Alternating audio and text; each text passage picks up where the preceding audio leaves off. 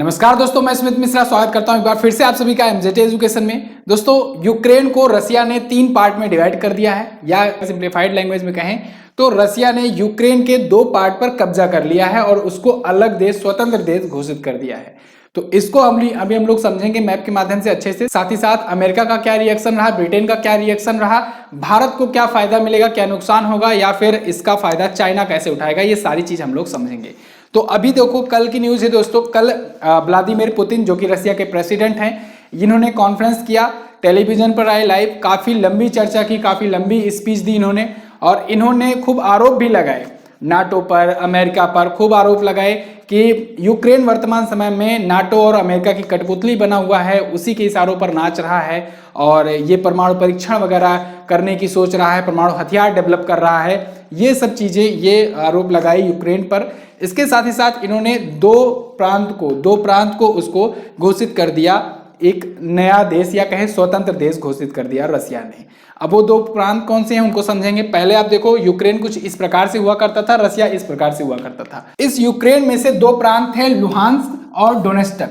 ये 2 प्रांत जो थे, इसमें से छोटा छोटा पार्ट कब्जे में किया है रसिया। अब देखिए, पूरा प्रांत इसने नहीं कब्जा किया है। ये देखिए, डोनेस्टक और लुहांस्क है, ये पूरा इतना पार्ट यहाँ पर है, डोनेस्टक और लुहांस्क। लेकिन इसमें से छोटा छोटा पार्ट जो है, इतना पार्ट, ये जो है, ये रसिया कब्जा कर लिया है, या कहें कि अपनी आर्मी को यहाँ तक लेकर आ गया है। ये रसिया इसका कब्जा कर लिया और इसको दोनों को एक अलग अलग देश, स्वतंत्र देश घोषित कर दिया है रसिया ने। ठीक है, अभी देखिए, तो ये डोनेस्टक और लुहांस्क जो पूरा प्रांत है, अभी भी वैसे ही है। इसमें छोटा छोटा पार्ट जो है, ये रसिया कब्जा कर लिया है। लेकिन अब बहुत ज्यादा चांसेस हैं कि आगे भी ये कर सकता है, कुछ भी एक्शन ले सकता है। अभी तो ये कह रहा है कि यहाँ तक हम आए हैं, आगे और भी कर लेगा।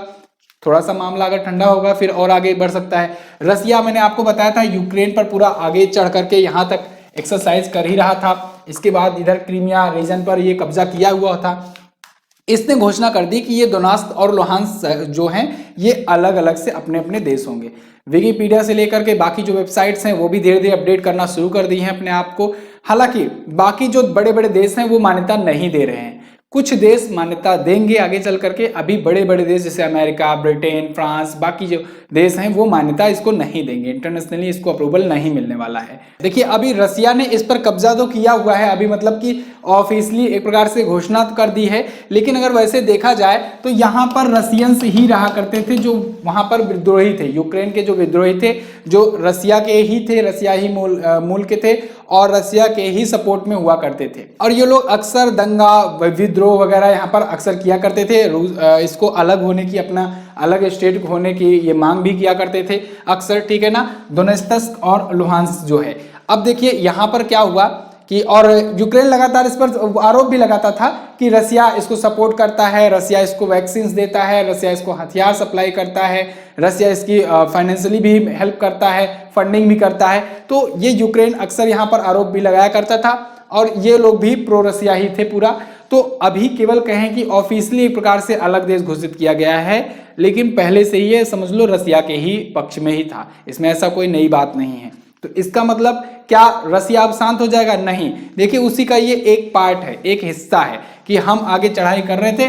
अभी यहाँ तक जो था उसको पहले अच्छे से फिक्स करके देख लेते हैं, एक बार रिस्पांस देख लेते हैं कि दुनिया इस पर प्रतिक्रिया कैसी करती है, क्या कुछ करती है। उसके बाद आगे एक्शन लिया जाएगा। यहाँ पर देखिए, इन्होंने व्लादिमीर पुतिन ने जो बाइडेन को, नाटो को, इनको खूब खरी खोटी भी सुनाई, खूब आलोचना भी इसकी की।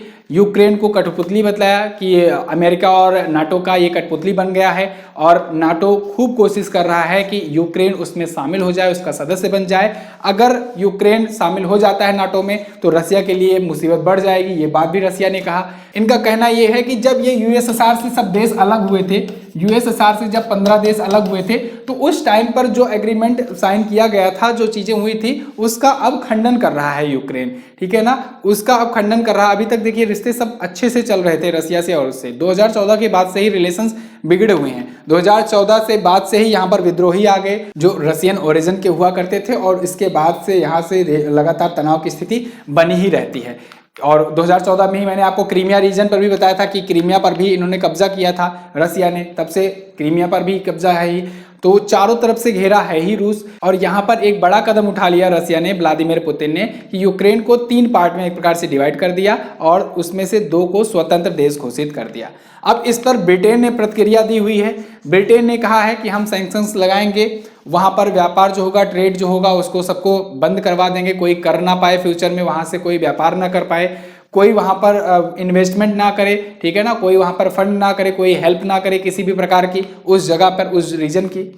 जो बाइडेन तो बेचारे सो ही रहे थे, बुढ़े हो गए हैं काफ़ी ज़्यादा, तो ये सोते ही रहते हैं, इनको कुछ पता ही नहीं चला। और जब ये जगे तो इनको बताया गया कि ऐसा ऐसा हो गया है, रसिया जो है ये 2 प्रांत पर पूरा कब्जा कर लिया है, या कहें ऑफिशियली उसको डिक्लेयर कर दिया है, स्वतंत्र घोषित कर दिया है, वहां तक सेनाएं उसकी घुस आई हैं। तो ये आकर के ट्वीट कर दिए कि हम रसिया के इस स्टेप को डिनाई करते हैं, हम इसको नहीं मानेंगे, नहीं अप्रूवल देंगे, और हम लगातार कंटिन्यू क्लोजली कंसल्ट, हम लगातार कंसल्ट कर रहे हैं विद एलाइज एंड पार्टनर्स, जो भी एलाइज हैं, जो भी पार्टनर्स हैं, इंक्लूडिंग यूक्रेन के साथ में, नाटो के साथ में, फ्रांस हुआ, ब्रिटेन हुआ, अभी जो भी एलाइज हैं उनके साथ लगातार ये कंसल्ट कर रहे हैं कि आगे क्या स्टेप्स उठाने चाहिए। वैसे कोई स्टेप्स उठना नहीं है, क्योंकि जो होना था वो हो गया, अब उसमें कुछ नहीं करेंगे, बस अब आगे बचाएं कि अब आगे कुछ ना हो। आपको अगर याद हो तो ऐसे ही ठीक कुछ इंडिया ने भी किया था। इंडिया जब आर्टिकल 370 हटाना था तो काफ़ी ज़्यादा यहाँ पर 2 दिन 4 दिन पहले से ही अपनी सेनाएं वहाँ पर इंडिया भेजने लगा था कश्मीर रीजन में, ठीक है। काफ़ी ज़्यादा वहाँ पर जब सेनाएं बढ़ा दिया, उधर पाकिस्तान घबरा रहा था कि भारत आ रहा अटैक करने, ऐसा कुछ करने, बाद में यहाँ पता चला कि संसद में होना था, वहाँ तो केवल भय पैदा करने के लिए ये किया गया था, वहाँ पर सेनाएं भेजी जा रही थी, संख्या बढ़ा रही थी, जिससे वहाँ पर आक्रोश ना हो, दंगे ना हो। तो संसद में डिसीजन ले लिया गया 5 अगस्त 2019 को। 5 अगस्त 2019 को आर्टिकल 370 को रिमूव कर दिया गया, ठीक है। और इसके बाद से आप देख ही रहे हो कि कोई दिक्कत नहीं है, सब कुछ आराम से चल ही रहा है। वहाँ पर गृह मंत्री इन्होंने वही टाइम पर ये भी शपथ ले ली कि हम अक्साई चीन को और पीओके को भी वापस लेकर के रहेंगे, चाहे इसके लिए इनको जान ही क्यों ना देनी पड़े। तो पाकिस्तान की तो हालत वैसे ही खराब हो गई, ठीक है। तो जो होना रहता है वो हो जाता है, उसके बाद नहीं होता है। उसके बाद अगर कोई कहे कि हम ये करेंगे वो करेंगे, तो बस केवल सैंक्शंस लगा सकते हो, और लगाते रहो। सैंक्शंस लगाने से क्या होता है? उस रीजन में कह रहे हैं कि कोई किसी को फंडिंग नहीं करने देंगे, फंडिंग की क्या जरूरत है? उस रीजन में वैसे ही रसिया अपने हथियार वगैरह सब कुछ भेजता ही रहता है, वैक्सीन हुआ, हथियार हुआ, सब कुछ भेजता ही रहता है। प्लस छोटा सा तो प्रांत है, उतने के लिए रसिया कैपेबल है। तो फिलहाल अगर देखा जाए तो उस रीजन में अब तो कुछ नहीं कर सकता है, आगे कुछ ना हो इसके लिए अमेरिका को बचाव करना चाहिए। इधर सबसे बड़ा फायदा कौन उठाएगा? फायदा उठाएगा चाइना। आप देख लेना, बहुत ज़्यादा समय नहीं, ज़्यादा से ज़्यादा 1 साल या 2 साल का ही ज़्यादा आपको डिफरेंस देखने को मिलेगा। इसके अंदर ही चाइना भी जो है ये बहुत ही ज़्यादा अटैकिंग मोड में आ जाएगा ताइवान को कब्जाने में। क्यों? क्योंकि पूरी दुनिया देख रही है कि जो बाइडेन इस समय कुछ कर नहीं पा रहे हैं। बहुत सारे ऐसे डिसीजन हुए, बहुत सारे ऐसे ब्लंडर हुए उनके सामने, वो कुछ कर नहीं पा रहे हैं, सोते ही रह जाते हैं। जबकि चाइना का डोमिनेंस लगातार बढ़ते जा रहा है, लगातार ये वर्ल्ड पावर बनते जा रहा है और तेजी से ये फैलते जा रहा है, इसका आधिपत्य लगातार बढ़ते जा रहा है और अमेरिका जो है धीरे धीरे सिकुड़ता चला जा रहा है। इन सबसे लाख गुना बढ़िया था अपना भाई ट्रंप। जब ये था तो चाइना की हिम्मत नहीं हुआ करती थी कि आंख उठा करके देखे, ना सिर्फ अमेरिका बल्कि पूरे एशियन रीजन्स में भी उसकी हिम्मत नहीं हुआ करती थी, दबाव में रहा करता था। ये तो यहाँ तक सोचो, इनके सामने नॉर्थ कोरिया का जो है किम जोंग उन, उसकी भी हिम्मत नहीं होती थी, वही टक्कर का मतलब रहता था। अभी तो नॉर्थ कोरिया के किम जोंग उन तो बचे ही हुए हैं। अब सोचो, अभी जब वो भाई साहब आएंगे आक्रामक रूप में, तब क्या होगा जो बाइडेन का?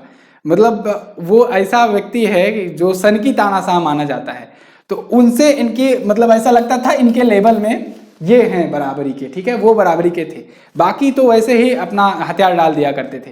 लेकिन आज स्थिति ये आ गई है कि जो बाइडेन को कोई कुछ समझ ही नहीं रहा है। अमेरिका की बहुत सारे मामलों में इतनी बेइज्जती हो रही है, इतनी इंसल्ट हो रही है। अभी आपने देखा चाइना ने भी सैंक्शंस लगा दिए हैं। बताइए, चाइना सैंक्शंस लगा दिया है कि ताइवान में अपने हथियार वगैरह मत भेजना, आप कोई ऐसा अपना इन्वेस्टमेंट ऐसा कुछ मत करना, ये सैंक्शन लगा दिया चाइना ने अमेरिका के ऊपर। मतलब जो वर्ल्ड पावर है, जो सबसे बड़ी इकोनॉमी है, जिस पर जो आपने सुना होगा हमेशा कि अमेरिका ने इस पर प्रतिबंध लगाया, ईरान पर प्रतिबंध लगाया, इस पर लगाया, उस पर लगाया, लेकिन अब ऐसी स्थिति आ गई है कि चाइना अमेरिका पर लगा रहा है, यानी चाइना अपने आप को सबसे बड़ी शक्ति समझ रहा है कि अगर हम सैंक्शन लगाएंगे तो इसका बहुत नेगेटिव इफेक्ट देखने को पड़ जाएगा अमेरिका को। तो ये स्थिति आ गई है जो बाइडेन के टाइम पर। लेकिन आपने देखा जब डोनाल्ड ट्रंप थे तो ईरान, बिल्कुल ईरान सख्ती में रहा करता था, ईरान पर ये लगातार प्रतिबंध लगाया करते थे और भी चाइना पर लगाया करते थे, ट्रेड वार शुरू हो गया था। आपने देखा चाइना पर इतने बड़े बड़े डिसीजन, इतने बड़े बड़े एक्शन लिया करते थे और कहीं ना कहीं इंडिया के भी प्रोस्पेक्टिव से ये काफी अच्छे प्रेसिडेंट माने जाते थे।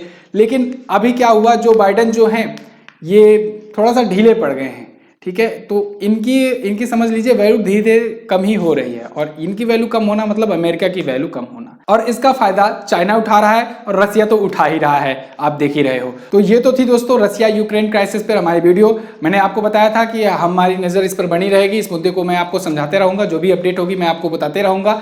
आपसे एक क्वेश्चन है, आप इस क्वेश्चन का आंसर दीजिए। भारत और रसिया के बीच में से निम्न में से किस रक्षा उपकरण के लिए अभी हाल फिलहाल में समझौता हुआ है? समझौता क्या, उसकी डिलीवरी भी शुरू हो गई उस उपकरण की। आप बताइए कौन सा ऐसा सैन्य उपकरण है, इसमें से कमेंट करके आप बताएंगे, ठीक है। इसके अलावा भी अगर आप बता सकते हैं कुछ और भी जो है उनके बारे में भी, जो ऑप्शंस हैं उनके बारे में भी अगर बताना चाहते हैं तो आप बिल्कुल बताइए। कमेंट बॉक्स आपके लिए खुला हुआ है। वीडियो कैसी लगी आप कमेंट करके हमें बताते रहिए और साथ ही साथ ये भी कमेंट करके बताइए कि ये जो ग्लोबल इश्यूज होते हैं इन पर आपको रेगुलरली ऐसे अपडेटेड वीडियोस चाहिए या नहीं। वीडियो अगर पसंद आई है तो इसे लाइक और शेयर कीजिए। मिलते हैं अगले दिन की वीडियो में, तब तक के लिए नमस्कार, जय हिंद, वंदे मातरम।